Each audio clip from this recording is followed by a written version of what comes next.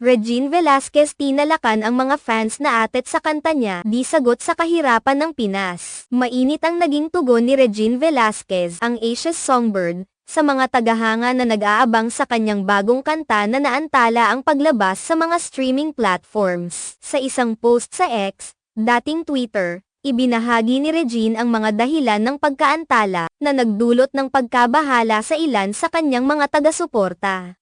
Ayon kay Regine, madalas na may mga hindi inaasahang pagkaantala sa mga proyekto, lalo na sa paggawa ng music video. Sinabi niya na ang proseso ay hindi basta-basta, dahil ang bawat video ay dumadaan sa maraming hakbang. Kailangan munang mag-shoot at pagkatapos ay dumaan ito sa editing. Bukod dito, dapat din isaalang-alang ang schedule ng mga bisita o guest artists na maaaring makasama sa proyekto. Pabiro niyang sinabi na hindi naman ikakaunlad ng bansa ang paglabas ng kanyang bagong kanta. Ang kanyang pahayag ay naglalayong ipaalala sa mga tagahanga na mahalaga ang pagiging mapagpasensya. May mawawala ba sa inyo kung maghintay tayo ng konti? Masusolusyonan ba ang mga problema kung mapanood natin agad ito? Di ba hindi? Sabi niya, na nagbigay diin sa kahalagahan ng pasensya. Habang may mga tagahanga na nag-express ng kanilang frustration, marami pa ring loyal fans ang nagpakita ng kanilang suporta at pagmamahal kay Regine. Ang kanyang mga taga-suporta ay nagbigay ng mga mensahe ng pag-unawa, na nagpapakita ng kanilang tiwala sa kanyang kakayahan at sa kalidad ng kanyang mga proyekto. Ipinakita nito na ang kanyang mga tagahanga ay hindi lamang basta-basta umaasa sa kanyang bagong kanta, kundi tunay na nagmamalasakit sa kanyang artistic journey. Nagpatuloy si Regine sa kanyang post na nagpapahayag ng kanyang pasasalamat sa mga taga-suporta,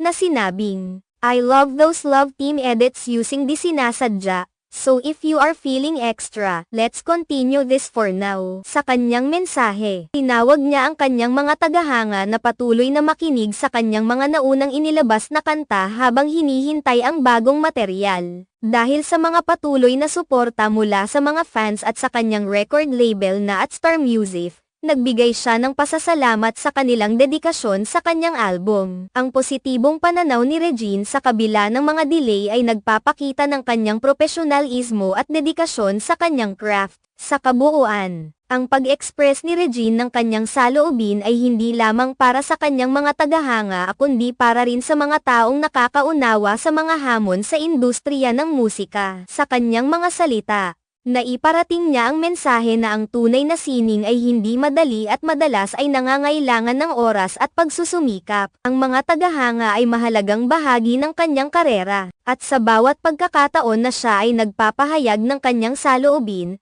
naipapakita niya ang tunay na koneksyon niya sa kanila. Sa kabila ng mga pagkaantala, ang kanyang determinasyon na makapagbigay ng magandang musika at kalidad na mga proyekto ay mananatiling inspirasyon sa kanyang mga taga-suporta. Kaya naman, hinihimok ni Regine ang lahat na maging mas mapagpasensya at patuloy na sumuporta sa kanya habang siya ay nagtatrabaho sa kanyang bagong proyekto. Ang kanyang positibong pananaw at pasasalamat sa mga tagahanga ay nagsisilbing patunay na kahit anuman ang mangyari, ang tunay na koneksyon sa pagitan ng artista at mga taga-suporta ay nananatiling mahalaga.